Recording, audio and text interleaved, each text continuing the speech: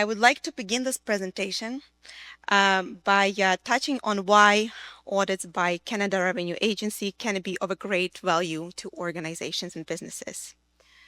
It can be daunting to receive a letter from CRA in that brown envelope, especially if you don't know what that is and that is not a tax refund that you're expecting to receive.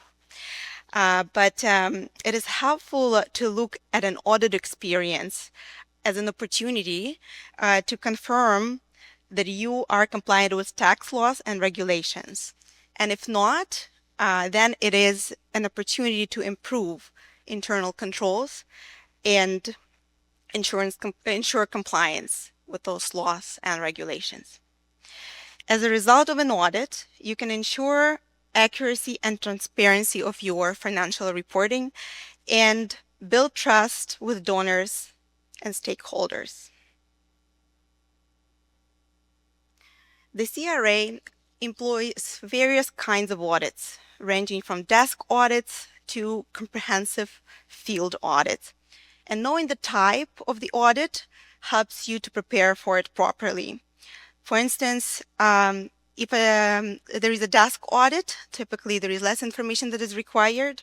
But if there is a more comprehensive field audit, you're typically would be required to provide more documents and more information, and there will be definitely a visit to your location of the business or where your organization is located. Typically, the CRA will notify you by a mail or by telephone call that they begin an audit and your organization was selected for one. The notice will typically outline the years that are audited and the scope of the audit. Will also outline the documents that are required to be provided and will specify deadlines by which the documents should be provided. Very often, those initiating letters are standard plate letters listing a list of information that is just a template. It is very important to communicate with the CRA auditor about whether all of the documents are required, or maybe they are only looking at some specific areas, and so not all of the documents will be required. And in that way, you can reduce the amount of effort you can put into an audit.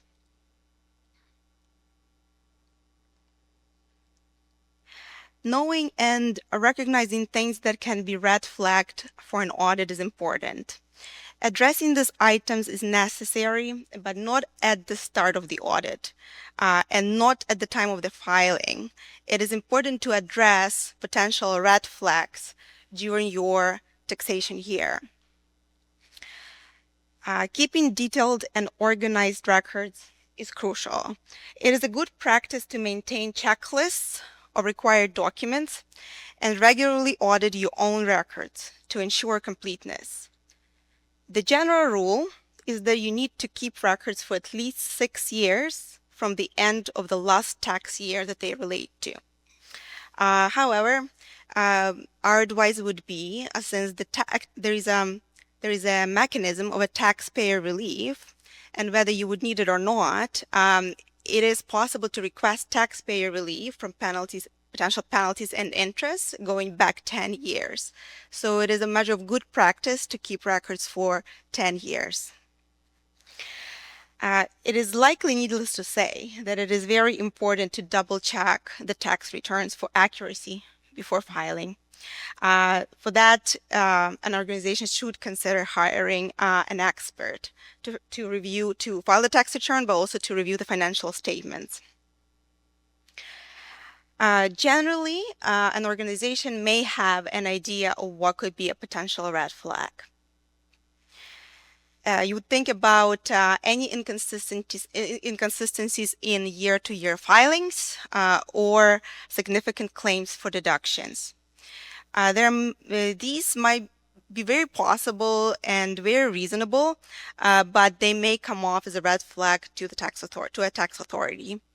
And if that can be spotted as a case beforehand during your tax year, you would know that you should preemptively ensure that all receipts and all copies of all the documents related to those claims for expenses or any consistencies in the filings compared to the previous years, should be stored and properly labeled and available perhaps in both paper and electronic form. And then if an audit would come up to review, then you would be all prepared.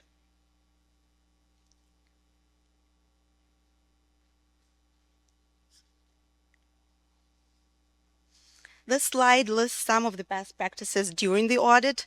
Knowing of the things that you can do and the best practices while you audit it also helps you to be prepared and know what to expect. So it is always important to respond in a timely manner to the auditor. While you may think that, or some may think that it is a good strategy to delay responding to requests, it is probably not a good idea, because should there be a time where you would need an extension for very good reasons, it probably will not be allowed. So it is important to meet all the deadlines that are specified, but if there is such a situation that an extension is needed, it is important to ask for it right away and provide all the reasons, perhaps supporting documents. It is very important to be responding and communicating in writing. So CRA has now an authority to compel oral answers to questions, but it still makes sense to ensure that once those oral answers were provided, then you follow with the answers in writing, because then it ensures that it is very clear what was communicated orally. Now, there has been a measure that was proposed in the 2024 budget so that the CRA would be allowed to compel oral answers under oath. That measure hasn't received royal assent yet, and there have been many tax representatives of taxpayers that are making representations for that measure not to pass, but we'll see what will happen. It still remains to be seen. During the audit, typically CRA would audit approximately 3 to 4 years, taxation years, sometimes less, sometimes more, depending on the type of the audit. The reason for that, the reason that it is typically 3 to 4 years is that the tax authority must justify assessing for more than 3 to 4 years outside of the normal reassessment period. So they must have really good reasons to say that they should be allowed to reassess or audit. Our usual practice is to try to limit the amount of years that are being audited to two. There are most recent ones, and the reason for that is it is sometimes difficult to obtain records from the years that are much more prior than the most two recent ones.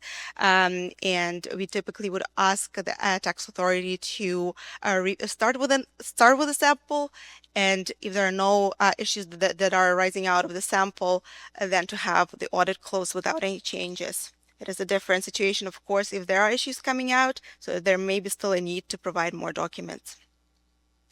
It is very important to, throughout the audit, confirm the methodology and the manner of communication that the auditor would like to have the audit undertaken and the review going on.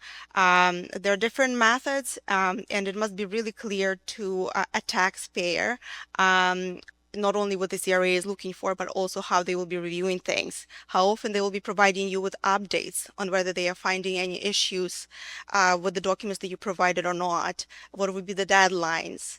And also important to communicate who the auditor would be communicating with in your organization, so that the information flows through one person only, and there is no miscommunication. Or a representative. Who would be that representative?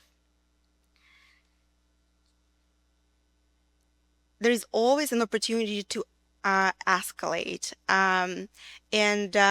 sometimes it is very useful to speak to a supervisor of the auditor, but once the supervisor is involved, it is important to keep them informed and always continue to engage them throughout the audit.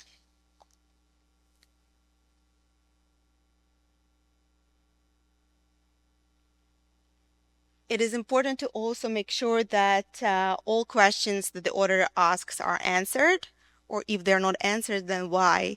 It is easy to miss something that will remain unanswered, but it doesn't mean if the auditor isn't following up that they're not interested to learn about it. It may be maybe the area that will go missed, but then it will be very hard once the audit closes to the next step would be only to object, and that's when you will be able to provide information about that point. I think I covered everything on this slide. This slide is about taxpayers' rights. Taxpayers' rights are something that is not very often spoken about. We mostly know about the taxpayers' responsibilities. But understanding the rights and responsibilities, both of those are essential for a fair and straightforward process during the CRA audit or at any other stage of the dispute resolution process. CRA introduced the Taxpayers' Bill of Rights in 2007. These rights are service commitments that the CRA pledged to upholding, and there are 16 rights. There are only some listed here. On the left, you see how it looks online. You can look it up. I highlighted only some on the slides, and I'll cover just a few that I think are most important. For instance, Section 5 provides that the taxpayers will be treated professionally, courteously, and fairly. And in this case, for instance, as an example, professional means that a CRA agent has to call you back if you asked for it before closing your file. Sometimes it is a miscommunication, but if you request it in writing or orally in a telephone call, that they call you back before they make any decisions or close the file, that means they must do that. Section 6 provides for a right to complete, accurate, clear, and timely information. That means that the taxpayer has a right to be informed about the audit's purpose and any specific information that the auditor is looking for. So that means that if you don't have that information, or for instance, you don't know as I mentioned, the audit's purpose, that means you need to be able to find out about that during the audit, not after the audit closed. Section 10 provides for a right to have the costs of compliance taken into account when administering tax legislation. Therefore, there is sometimes an argument that can be made as to, for instance, limiting a sample of the years under the review and the documents that a taxpayer has to gather and produce to prove any reporting and any filings that they made.